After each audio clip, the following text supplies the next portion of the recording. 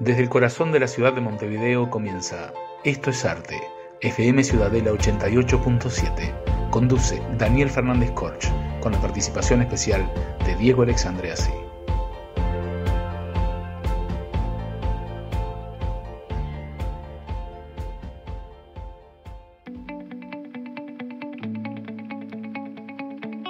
Estamos al aire en Radio Ciudadela 88.7 FM de tu buscador digital y nos encontramos en Esto es Arte, la frecuencia cultural que estabas esperando. Mi nombre es Daniel Fernández Corch y junto a Diego Alexandreasi haremos de los próximos 60 minutos un recorrido por las distintas manifestaciones del arte. Nos acompañan como siempre Gladys Ledesma, Beatriz Marenco y María García Marichal, cuyas columnas reflexivas, culturales y también históricas, cada semana ustedes las están esperando porque nos enriquecen a todos. Para escuchar el programa Esto es Arte desde todo el país, también puedes hacerlo a través de tu celular o también a través de la página web. Es www.fmciudadela.com.uy. Nos puedes dejar un mensaje al número de WhatsApp que te voy a pasar. 099-337-877. El correo electrónico, por si también decides hacernos llegar alguna propuesta por allí o algún comentario del programa, es programaestoesarte@gmail.com. Y después recuerden que el programa es subido a YouTube, donde lo pueden volver a escuchar y también a compartir. Esto es Arte es un programa que apoya las actividades de la Asociación Uruguaya de Escritores, tanto las que se realizan de forma presencial como las que se realizan por Zoom.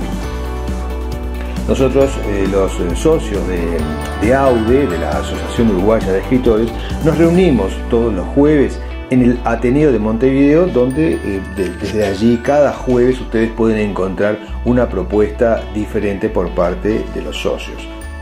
Comento que en el Ateneo también hay muchísimas otras propuestas culturales, desde exposiciones de arte plástico y otras charlas y otras celebraciones que se llevan en otras salas. O sea, cada día de la semana, nosotros estamos en jueves, pero cada día de la semana siempre hay una actividad allí en el centro de nuestra ciudad.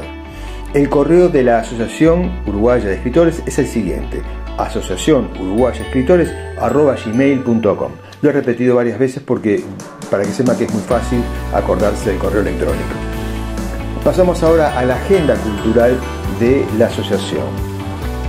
En el Ateneo de Montevideo se presentó recientemente, la semana pasada, el libro de Sandra Rush y de Sonia Rodríguez Bentancur. Un libro súper interesante, desde donde se comparten diferentes historias relacionadas con su vida, relacionadas con su propuesta siempre interesante, que nos hacen reflexionar, ¿no? Como el libro se llama Silencios que duelen, secretos que matan. Y realmente las historias que nos plantean ambas escritoras transcurren en esa dimensión, entre los silencios que duelen y secretos que matan. Historias, algunas divertidas, sí, algunas que nos recuerdan o nos llevan a un momento de nuestra historia uruguaya diferente, y no les hablo de mucho tiempo atrás, 30 años, 25 años, 40 años. El Uruguay era muy diferente, el mundo era muy diferente, no solamente el Uruguay. El mundo hoy avanza muy rápido y ellas lo han detenido para contar estas historias que realmente son más que interesantes. También siguen las propuestas literarias presentándose en distintos lugares, como la de Marta Estigarribia con su novela Amores Dispares. Recientemente en Jung hay una feria literaria que se lleva adelante con el nombre de Marta Estigarribia. Ella es de ese lugar y además ha tenido una repercusión notable en la cultura de de toda su ciudad y también del resto de los departamentos, porque hace años que Marta anda recorriendo el país, visitando escuelas y llevando lectura, llevando sus propias creaciones y difundiendo allí la palabra escrita en los niños. La escritora María Senatore también sigue presentando su poemario Marea de Palabras. Paula Enoder, que reside en Alemania, sigue adelante con su poemario Melodía Singular. Sandra Rush sigue presentando De Luces y Sombras, que ahora lo va a presentar nuevamente en Soriano, en el Ateneo de Mercedes. Norma García Coirolo sigue también adelante con su poemario Rumbo a Sirio. Roberto Bennett sigue comentando y presentando el libro La Trinchera. María García Marichal, su libro de cuentos, novela no es el libro de cuentos, Alter Ego. Y así cada socio sigue con sus propuestas en difusión plena. Bien, hasta aquí entonces lo que tenía para comentar. También está el libro de la novela de Nisa Todaro, que recientemente salió al mercado, así que pueden encontrarla en las tiendas digitales.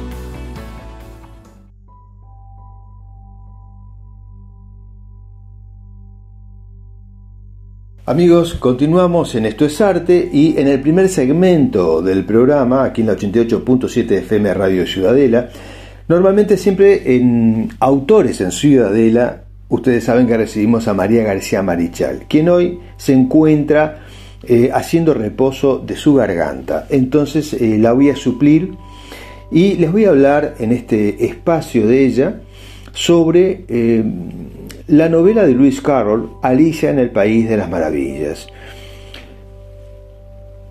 El escritor inglés Lewis Carroll, quien además nació en 1837, hace ya 190 años, ¿no?, nos deja una variada y yo diría que ecléptica literatura, donde nos brinda su genialidad en cada una de sus propuestas. Por supuesto que Alicia en el País de las Maravillas es la que más resonancia ha tenido. Y así es que llevamos unos 157 años desde su publicación. Y vamos escuchando además distintas teorías que argumentan diferentes posturas que indican una cosa u otra y realmente nada tiene un fundamento cierto, y mucho menos que haya derivado de comentarios del propio autor. En aquel entonces no habían tantas entrevistas literarias o tantos encuentros literarios como para poder grabar, porque no había cómo grabar la palabra del propio autor.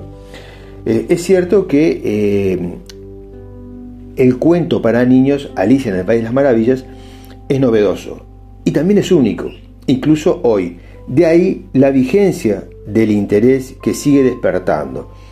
Pero ¿realmente su autor Lewis Carroll escribió bajo sustancias psicotrópicas?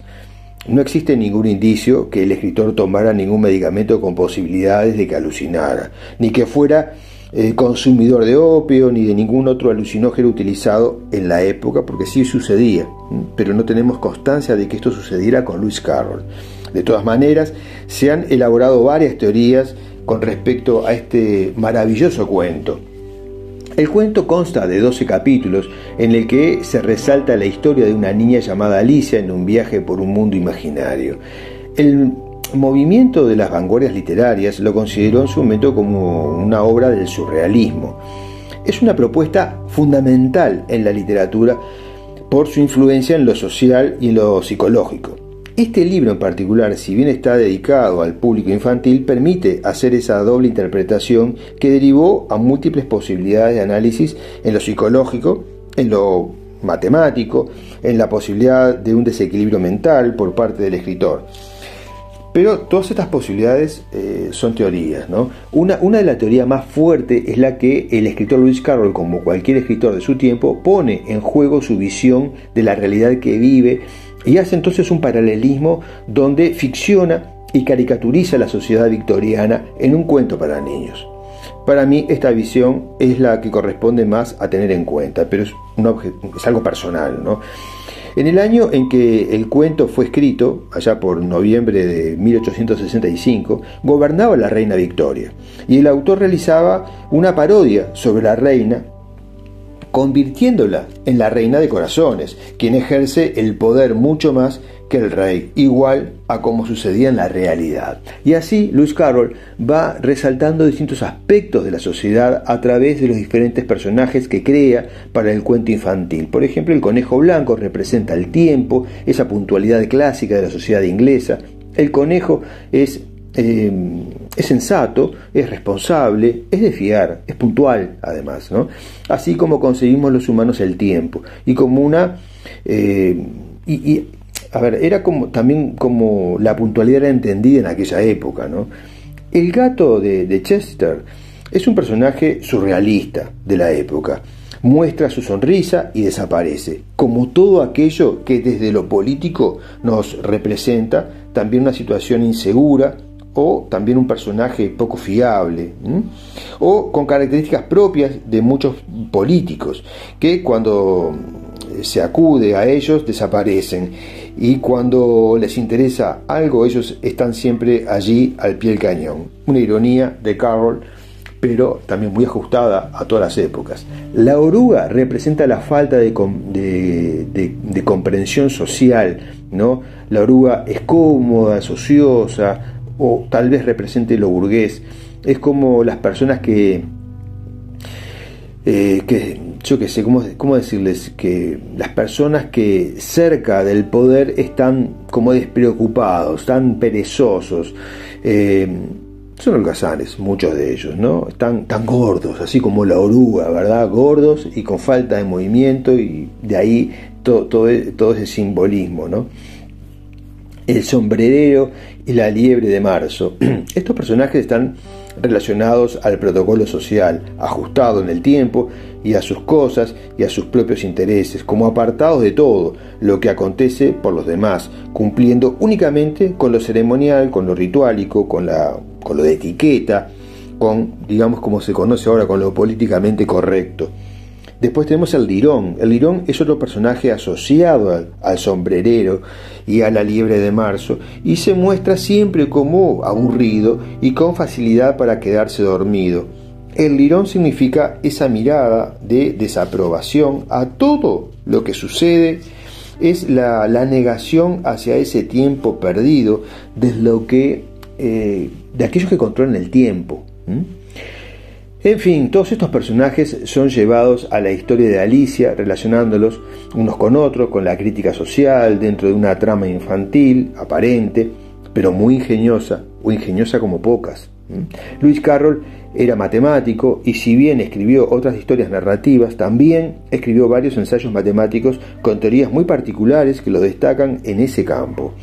Creo que adjudicar un severo trastorno neuronal al escritor es quitarle la genialidad, la capacidad creativa que tuvo. O sea que a veces se es muy injusto con las personas talentosas, como en este caso, ¿no?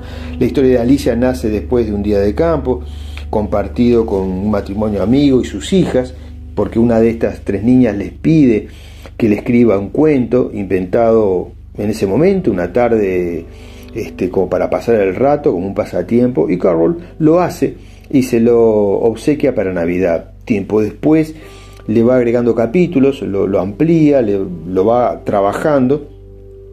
Ese cuento inicial se convierte en lo que todos nosotros conocemos, Alicia en el País de las Maravillas, que fue traducida además como a 174 idiomas, fue llevado al teatro, al cine. Hay videojuegos, hay adaptaciones, hay versiones, ¿no? Es fascinante cómo una obra literaria que nace de una historia inventada desde la oralidad para entretener a tres niñas se convierte en uno de los libros más importantes del mundo, porque ha despertado este libro tanta curiosidad por lectores, por científicos y por la crítica negativa, incluso como mencionamos recién, porque, no reconocen la genialidad de este autor. Muy sencillo, yo creo que es envidia, ¿no? Alicia en el País de las Maravillas es una obra tan inteligentemente bien construida que muchos no pueden aceptarlo. Pasa siempre, ¿no? Siempre pasa con un artista cuando rompe lo que se llama el horizonte de expectativa. Lewis Carroll lo hizo y fue más allá de todo lo que se había publicado en su época y lo logró. Por eso me parece demasiado injusto todo esto, y siempre se ha dicho que Alicia en el País de las Maravillas es una obra cargada de sinsentidos. Sin embargo, ahora, en este momento que estamos conversando con ustedes, podemos explicar muy sencillamente cómo Lewis Carroll hizo una analogía sobre la política de su tiempo, de su época, la distribución del poder, las distintas clases sociales, y nos damos cuenta que no hay nada sin sentido, hay mucho con sentido, y todo va en función de un personaje llamado Alicia, una niña de la edad de los niños que en aquel encuentro de domingo a orillas del Támesis nació esa historia. Amigos, espero que lo hayan disfrutado, espero haber suplido bien a María de los Ángeles, o María García Marichal, como ustedes muchos la conocen, porque creo que ella hizo su propio análisis de Alicia y de Lewis Carroll, y bueno, y yo me he ido por otro lado como para poder también seguir ampliando el conocimiento que se tiene de esta fantástica y creativa e ingeniosa novela para niños, o no. Adiós, nos volvemos a encontrar.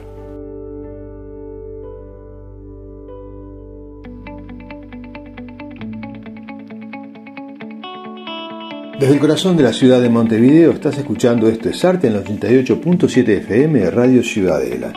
Inmediatamente vamos ahora a Ecos del Universo, donde nos encontramos con Gladys Ledesma, escritora, escribana, una persona entrañable para todos nosotros, quien nos va a llevar a ese universo de sugerencias donde entramos en el mundo sensorial, reflexivo, paradigmático, donde nos va a transformar esos pensamientos que ella nos deja en lo que es la esencia del ser humano. Así que con ustedes y con nosotros, Gladys Ledesma y sus Ecos del Universo.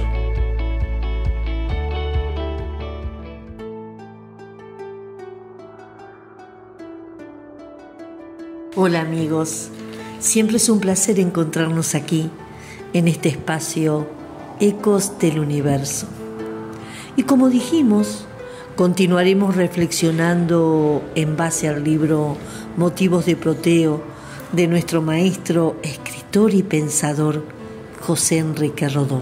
Nos referimos a sus conceptos sobre la transformación constante ocurrida en forma inevitable en nuestro cuerpo, mente y espíritu por el mero transcurso del tiempo. El tiempo es el sumo innovador, afirma Rodó. Y agrega, para reafirmar ese concepto, que para que se produzcan esas transformaciones, sin exceptuar a las más profundas, no es necesario ni bruscas rupturas que provoquen una gran pasión o violencia, pues aún en la vida más monótona y remansada, dice, se producen. Es que el tiempo trae de la mano siempre una impresión, una imagen, y todo ello incide indefectiblemente en nosotros. Textualmente al respecto dice: y es que cosa ninguna pasa en vano dentro de ti. No hay impresión que no deje en tu sensibilidad su huella. No hay imagen que no estampe una leve copia de sí en el fondo de tu inconsciente.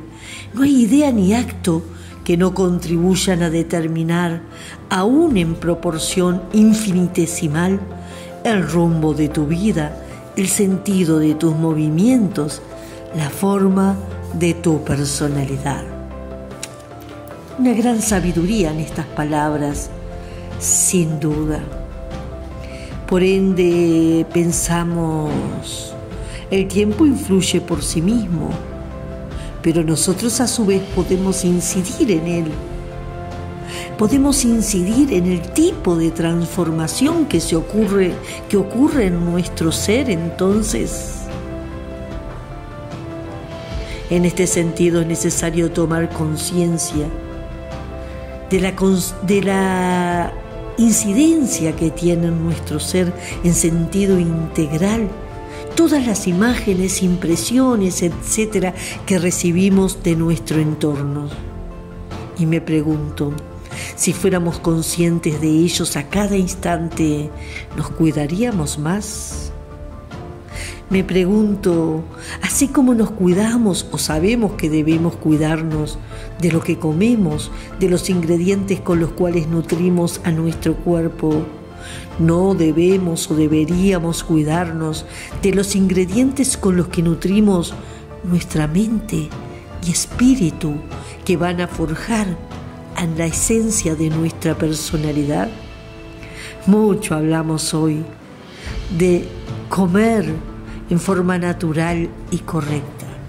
Tal vez deberíamos hablar de cómo alimentar a nuestra alma.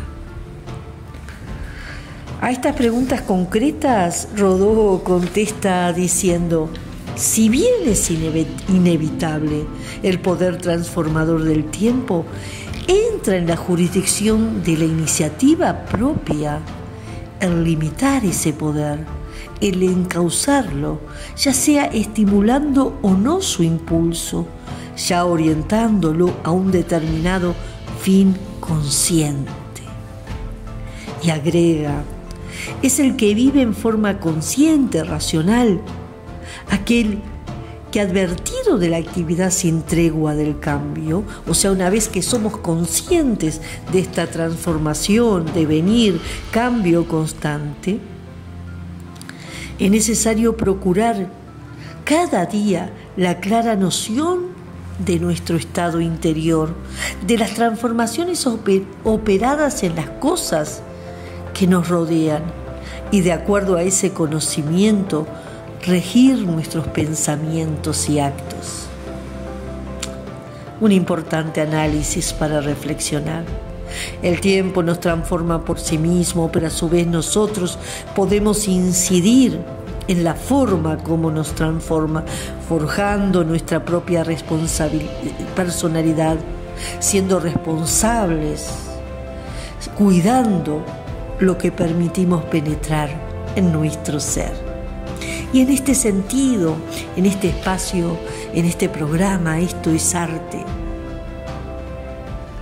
no me detengo para pensar qué importante es el arte, qué gran misión tiene, qué gran misión tienen y tenemos los artistas. Porque el arte incide en esa personalidad, incide ni más ni menos que en la sensibilidad humana. Cuando Rodó habla de la influencia de cada imagen en nuestro ser, pienso en lo que nos transmite, y en forma invisible incide en nosotros la contemplación de una buena pintura, por ejemplo, cómo nos incide una página de un libro cuando es rico su aporte, o en las impresiones y movimiento emocional que nos provocan las notas musicales.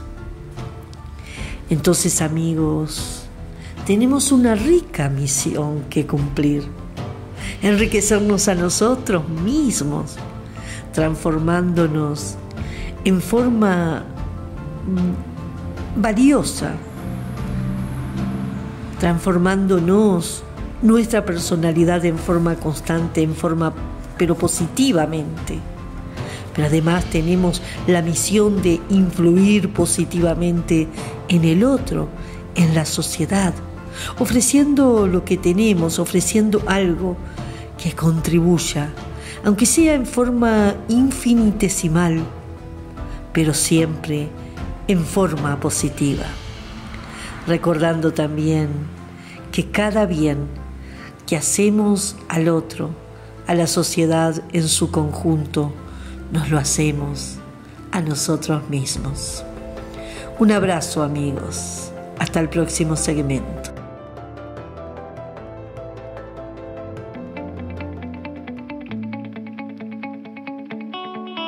Esto es arte, es la propuesta cultural que estabas esperando. Y nosotros estábamos esperando a Beatriz Marenco y sus Crónicas del Camino. Historias que siguen el ritmo y el orden de su corazón, de su percepción, de reconstruir el pasado con nuestro presente. Adelante, Beatriz Marenco y tus Crónicas del Camino.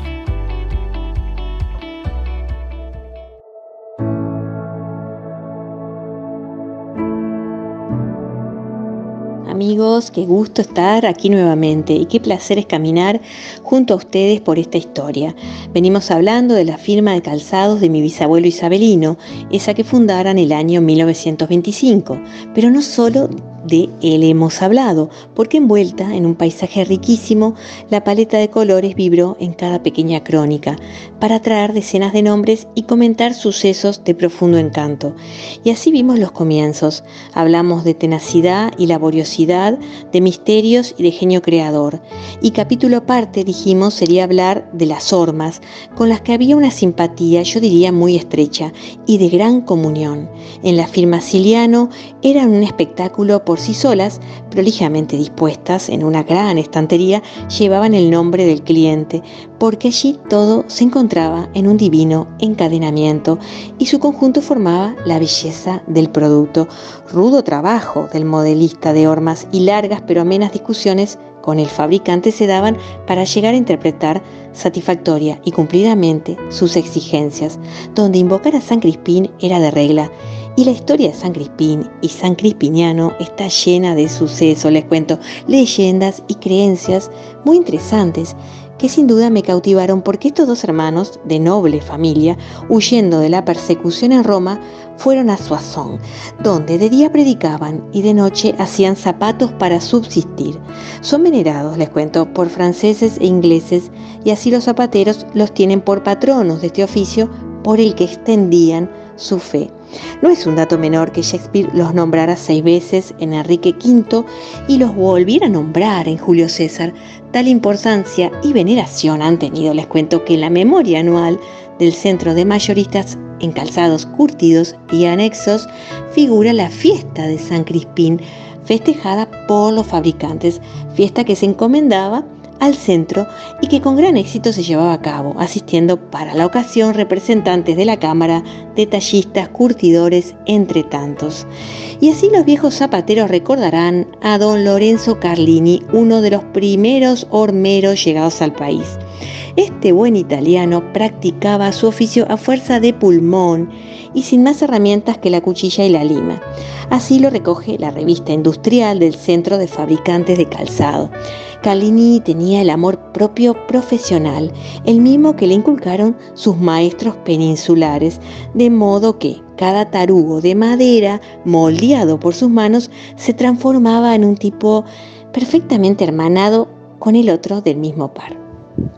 Por entonces no existían en Montevideo elementos mecánicos para esta fabricación, siendo importadas las hormas que aquí empleaba la industria zapatera. Trabajando vio crecer a sus hijos, Humberto y José, y con él comenzaron a practicar. Humberto se dedicó al modelaje, su experiencia de los puntos era completa, se perfeccionó en la línea y en la presentación de modelos. Al fallecer, don Lorenzo, Humberto y José se hicieron cargo de la manufactura, dieron impulso a la fábrica, arrendaron un espacioso local en la calle Cerro Largo y tomaron más personal. Y se arriesgaron a comprar un torno para madera. Y miren qué interesante, sabiendo que en la ciudad de Bruselas se organizaba una exposición industrial, estuvieron allá sus muestras y recibieron de aquel certamen una mención honorífica. Esto sucedió en 1910. De esta forma, estos industriales empezaron a cimentar su reputación como hormeros modelistas. Los fabricantes de calzados comprendieron entonces que tenían una plaza, un establecimiento capaz de proporcionarles los surtidos que antes encargaban del extranjero. Pero deseosos de anexar a sus preferencias otro renglón, anexaron otra producción de importancia para el gremio. Inauguraron la sección Tacos de Madera y fue por el año 16, cuando promediaba la anterior guerra europea y las noticias halagadoras por los triunfos de las armas aliadas infundían entonces una esperanza de paz futura. Alentados por la producción, convinieron estos hermanos una nueva mudanza y la ampliación de sus equipos. Y así sucedía por entonces, y lo decíamos, y era común en todos, era fiscalizar personalmente la mano de obra, era la entrega de la producción y visitar la clientela de plaza, y en este caso renovar constantemente las hormas y tacos, que eran la base principal del negocio. Como bien lo decía en su propaganda, la inmensa mayoría de las hormas empleadas por el gremio se hacían en su propia fábrica. Verán amigos, y lo decíamos, cada horma en calzado siciliano tenía un nombre, tenía un carácter y valor, y un trabajo pulido, y el debido respeto, ese que el cliente merecía y que con el tiempo se transformaba en amigo. Nos encontramos en una semana. Les dejo un gran abrazo.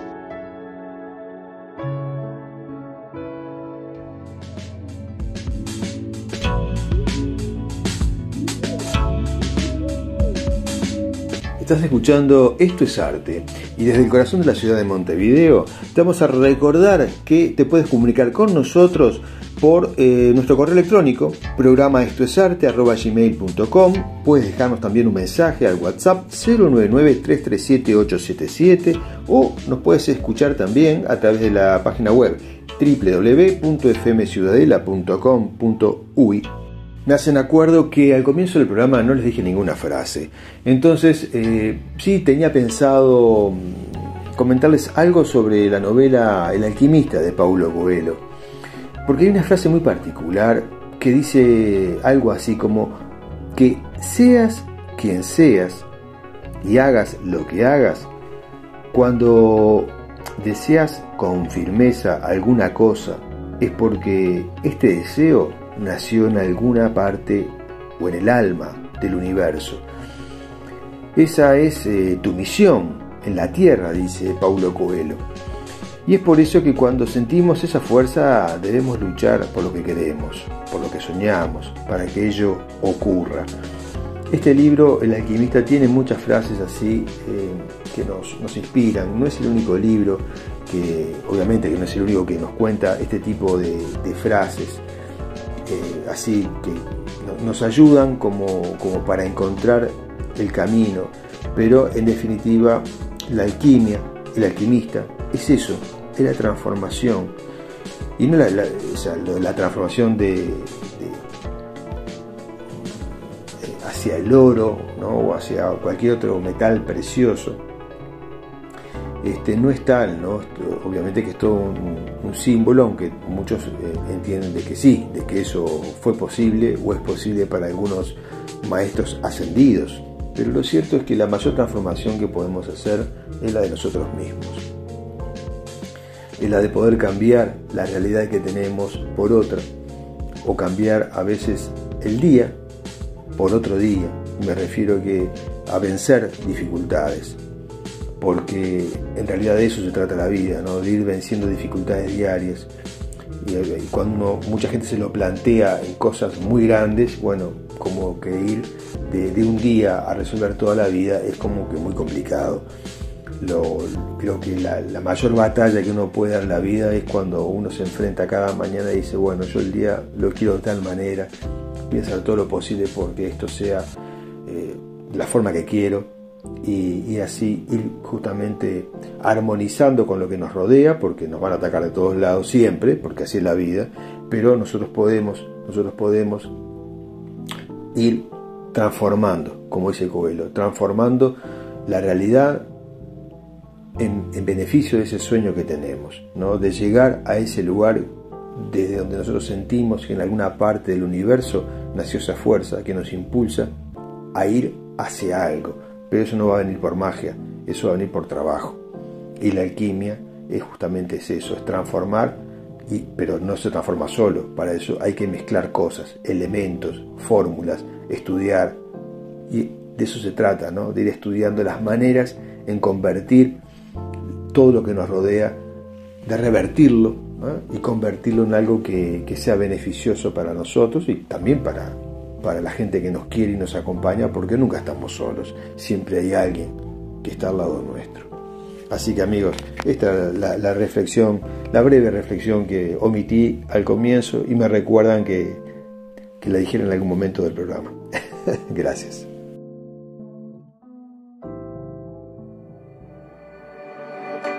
La entrevista con Daniel Fernández Corch.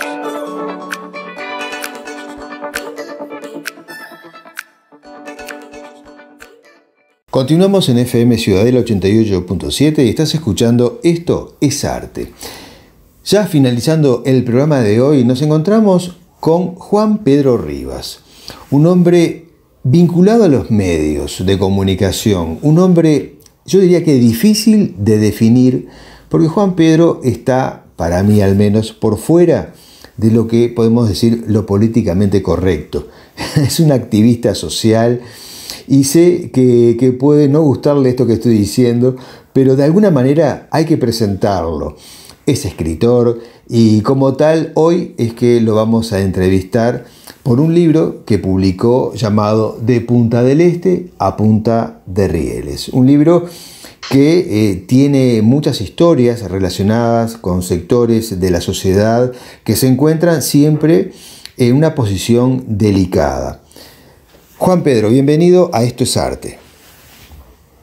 Muchas gracias por la invitación, Daniel. Sí, sectores delicados, porque por supuesto son tan delicados desde un punto de vista los sectores marginales de la pobreza como los sectores marginales de la riqueza, ¿no? Los que manejan los negocios ilícitos y todas esas cosas que pueden parecer con glamour, pero que son tan delictivas como las que de los sectores pobres, ¿no? Sí, por eso el nombre del libro lo define todo, ¿no? De Punta del Este a Punta de Rieles, eso es como un recorrido también con cierta ironía, donde justamente uno pasa en la lectura por toda esa situación que estás planteando. Pero contame un poco cómo nace la idea de este libro. Contando así las asimetrías de la sociedad, ¿no? Sí. Yo siempre soñaba, pero de una manera confusa con este libro. Y después pensé, ¿por qué no ir de la hambruna del 2002 a la hambruna del 2022? Me explico, de los hechos que provocaron los saqueos del Borro y la caída en Argentina del presidente de la Rúa, acá se cortó pronto, a el grave ataque del COVID que provocó un tembladeral en el mundo, y también el hambre, el dolor y la angustia, ¿no? Entonces dije, ¿por qué no unir esos 20 años a través de anécdotas de gente común, de gente sencilla y también de otra gente? Pero tratando de buscar, mirá, yo le agradezco, Fattoruso me dijo una de las cosas que me iluminó a mí, yo no me había dado cuenta. Dice, encontrás el dolor por el lado que ilumina. Y yo creo que sí, no soy yo, es la gente, el libro es la gente, lo que vale del libro es la gente, y es esa gente la que hace ver el dolor de un lado luminoso. Es así, y cuando uno se introduce en este libro, realmente es como que abre una puerta hacia esa dimensión que nadie quiere ver. Y en la página 53, en el capítulo 7, llamado por ti La Odisea de los Nadies, ahí se describe una realidad también más difícil dentro de esos contextos sociales más delicados, más sensibles, y es el viaje al Paraguay que tú mencionas, ¿no? Donde se ve una realidad, claro, una realidad que acá no pasa, es diferente, ¿no? Así que contanos un poquito de qué trata todo esto. Bueno, a mí también, todavía guardo ese recuerdo y esa imagen de las muchas que viví, porque iba a Paraguay todo el año a trabajar en Radio Neandutí con mi amigo Argüello, y tú sabes que iba una vez al mes, ¿no? Sí, sí. Durante todo un año. Y un día pregunté, averiguando, me voy por la Transchaco. La Transchaco une con Bolivia.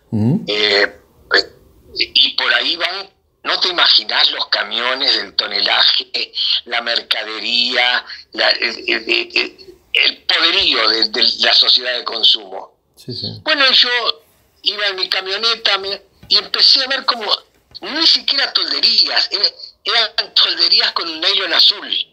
Tengo las fotos todas, 3, 4 palos y un nylon azul como techo, algunas pajas, y me bajé y vinieron a mi encuentro 2 indecitos.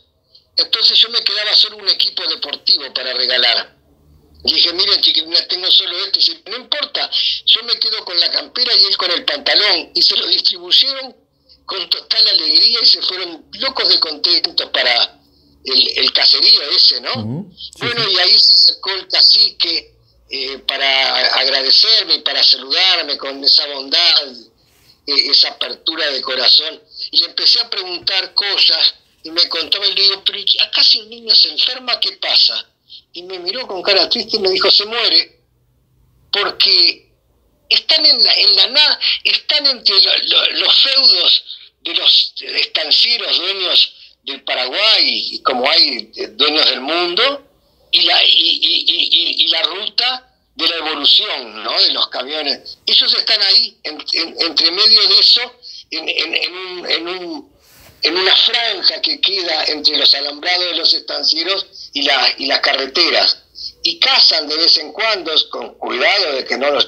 Porque, mirá, cazas una gallina o un cuña, no sé cómo se llaman esos, y todavía capaz que los llevan presos, ¿no? Claro. Pero en su tierra son extranjeros en su tierra. Sí. Es conmovedor. Sí, sí, la verdad que sí, ¿no? Yo, uno cuando lee estas historias, esto pasa ahora, esto es de ahora, ¿no? Y pasa en otras partes de América, y acá eso todavía, eso no se ve, creo que no se ha visto, pero no es para conformarse.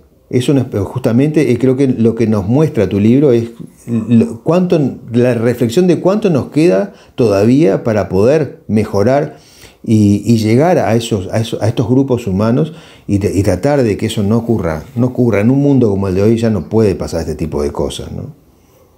Sí, pero casualmente y paradójicamente, en un mundo como el de hoy, con todas esas inequidades, aparecen terroristas verbales que pretenden prácticamente eliminar a los pobres y dedicarse a los ricos.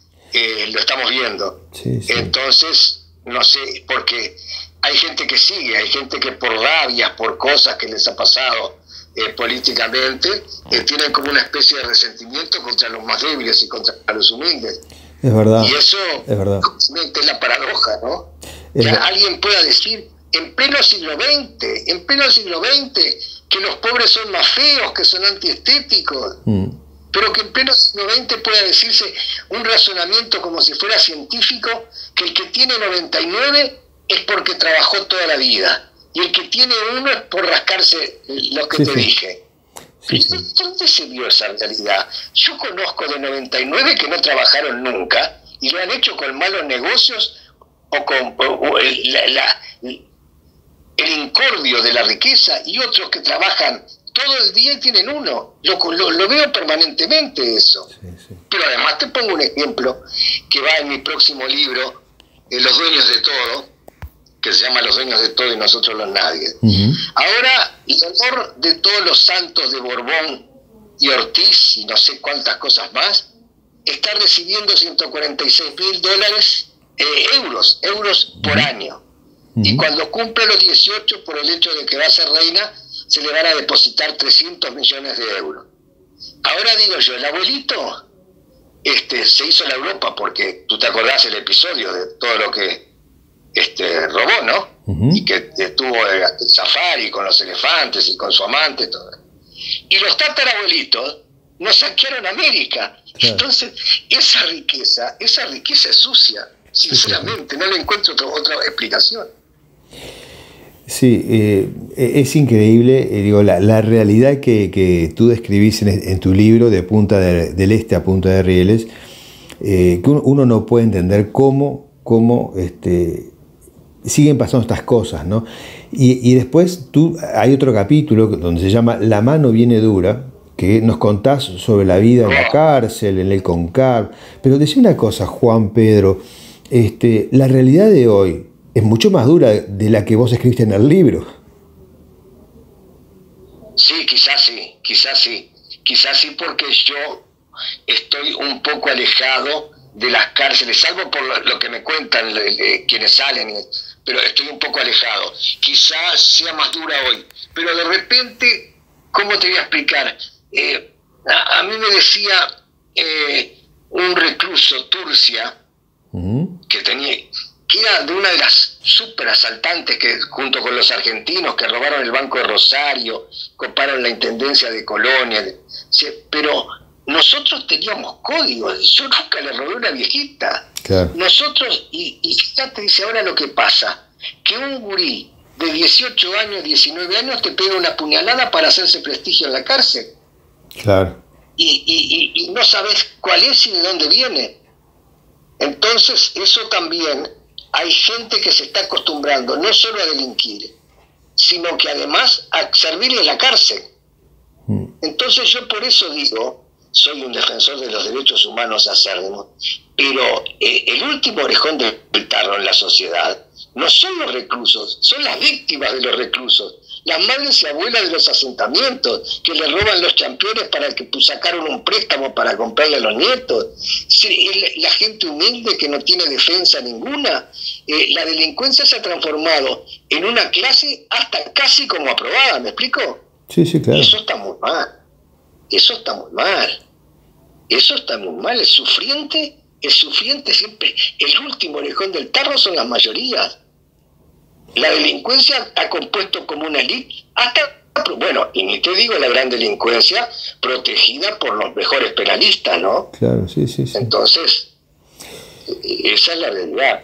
Pero lo que digo y lo que me asombra, por eso te contaba el ejemplo de esta que va a ser reina, es cómo en esto aparecen defensores y justificadores de esas realidades. Eso es lo que me asombra a mí, que en vez de azorarnos, de decir, bueno, yo qué sé decir, bueno, en todo caso, bueno, está esta muchacha de reina, en forma, así como aceptándolo, no, todavía haya una defensa y un agravio hacia los otros, ¿no? Una defensa hacia el poderoso y un agravio hacia el infeliz. Bueno, eso es. Sí, mirá, hay algo que me asombra de tu libro, y yo creo que no hay un prólogo tan ajustado a ningún libro como el que tú tenés de Eduardo Galeano, ¿no? Los nadies. Porque aparte lo que escribe Galeano, y que vos lo reproducís en tu libro, uno cuando lo lee fríamente, enseguida uno piensa en los pobres, pero en realidad no está hablando solamente de los pobres. Porque hay distintos niveles dentro del poder, donde hay gente con mucho poder, pero sobre él hay otros con más poder. Entonces cuando Galeano dice, sueñan las pulgas con comprarse un perro y sueñan los nadies con salir de pobres, aún dentro del poder hay quienes están tan arriba de otros que están... Muy buena esa reflexión, seguro, si todo... Claro que sí, porque hay uno que me dijo, yo no soy nadie porque mi prima sale con el chofer del ministro y a mí me saludan todos. Y así empiezan a subir la escala. Exacto. Pero hay que tomar la realidad de lo que es nadie, ¿me explico? Es así. Puede tener... Es así, ¿está de acuerdo, no? Es así, ¿seguro? Tal cual. Seguro. Seguro, lo que pasa es que yo no soy nadie, sí, hermano, sos nadie, estás ignorado por el poder, estás ignorado sos un número, consumís más o menos, pero en realidad somos todos nadie, claro. Menos los poderosos. Yo quiero contarte algo de Galeano, un hombre espiritualmente sorprendente. Cuando le pido pasar una nota, Me dice, ¿cómo me vas a hacer una nota a mí? Déjame hacerle una nota al Tiburón Negro, a Julio Pérez, al convento. Déjame que yo les pregunte a ellos. ¡Qué maravilla! Que esa es la captación de lo que ser nadie aunque seas todo, ¿me explico? Ahí está, por eso estamos girando sobre esta reflexión de Galeano, que por eso digo, yo creo que ningún prólogo se ha ajustado tanto a un libro como el tuyo, a la realidad social que estás planteando, ¿no? Pero claro, vos que te crees que uno porque es diputado o es ministro, por favor, son las veleidades de la sociedad, de la pompa, pero en el fondo, algún diputado y bueno, pobre, alguno tendrá alguna injerencia en algo. Los demás marchan ahí a la cola, buscando un cargo o recibiendo algún favor, porque eso es lo que tenemos que entender. El núcleo del poder es severo y es pequeño. Es así. Y le importa un pito lo que nos pasa a todos los demás. Esa es la verdad. Y decime una cosa, Juan Pedro, este libro, De Punta del Este a Punta de Rieles, ¿no? Que plantea todo ese contexto, ese trasfondo que no solamente habla de los pobres, sino que te habla de los ricos, ¿no? En este momento, digo, tú ves un deterioro. La prostitución infantil, por ejemplo. También, que no para, ni va a parar, ¿no? Lamentablemente, ¿no? Pero vos ves en este momento un deterioro más profundo de la sociedad de la que has planteado en el libro, porque creo que vivimos aceleradamente todo, incluso hasta el deterioro humano. El otro día estaba hablando con el padre Mateo, y con el padre, ¿sabés que el padre José está sacando capítulos del libro para leerlos en los oratorios de los Tacurú, ¿no? Ah, mira qué interesante. Y en las organizaciones sociales de Tacurú. Sí, me dejó orgulloso, fue algo maravilloso. Él mismo selecciona los casos, yo le dije, seleccionalos tú. Y los seleccionan para hacer lectura de ellos a los chiquilines. Pero me decía el padre Mateo que es más grave todavía, más grave de lo que era antes. Sí, claro. Sí, más grave de lo que era antes. Ahora, yo digo que un día los poderosos se van a dar cuenta que va a llegar un momento que ni las rejas ni las policías privadas puedan contener si no se entra en el terreno de la educación. Porque acá es un problema de educación, de educación y apoyo. Si no se entra en el problema de la educación. Vos imaginate una cosa, es que yo voy a pedir ayuda para la fundación y tengo que aclararle a los jerarcas, porque integro el foro permanente de Montevideo por el tema de la drogadicción y la explotación infantil. Tengo que aclararle que no estamos investigando a los dealers, que no los estamos investigando, que no es nuestro tema, porque yo no voy a ir a enfrentarme con los narcotraficantes. Nosotros lo que queremos hacer es educar o tratar de educar a los chiquilines para que tengan otra opción, para que vean que hay otro lado de la vida. Y lo hacemos mediante personas que le muestran con ejemplos concretos. Y yo tengo que andar explicando, miren que no nos queremos meter con los dealers, miren que no nos queremos meter con los propietarios del negocio. No podemos hacerlo y además no es nuestra obligación, esa es una obligación del Estado. Es una obligación de la fuerza, es una obligación. Ellos están en su trabajo y nosotros estamos en el nuestro. Nuestro trabajo es reunir la mayor cantidad de gurises y decirles que no vayan a buscar la droga. Bueno, después si la van a buscar ya es otro problema. Pero tenemos argumentos para decirle que no la vaya a buscar. Ese es nuestro trabajo. Después, el problema, pero si uno tiene que explicar a jerarcas que no se preocupen, que no vamos a estar investigando a los dealers, la verdad que no sé para qué lado vamos. Sí, terrible. Bueno, estamos llegando ya al final de la nota, que estos temas obviamente son apasionantes, ¿no? Da para hablar muchísimo. Este libro de Juan Pedro es un libro que está en todas las librerías del país, y si en alguna librería no está, hay que decirle al librero que lo consiga, porque todavía hay en stock. Pero es un libro realmente más que interesante. Pocos libros hay en nuestro mercado que resalten estos problemas de la sociedad, como lo es De Punta del Este a Punta de Rieles, de Juan Pedro Rivas. Juan, me encantó hablar contigo. Seguiremos hablando en otro momento porque hay mucho más para comentar. Muchas gracias, Daniel, como siempre. Además, bueno, me entendés de fondo, me entendés el corazón, y eso es reconfortante. Bueno, gracias a ti, Juan, por este tiempo dedicado para Esto es Arte. Amigos, nos encontramos el próximo viernes y recuerden que el programa también se repite el sábado y después se pone en YouTube para que lo puedan volver a escuchar, compartir y como siempre una alegría estar de este lado para poder comunicarles sobre los trabajos literarios que se van publicando en nuestro país. Que estén bien, nos encontramos en la próxima emisión de Esto es Arte. La entrevista con Daniel Fernández Corch.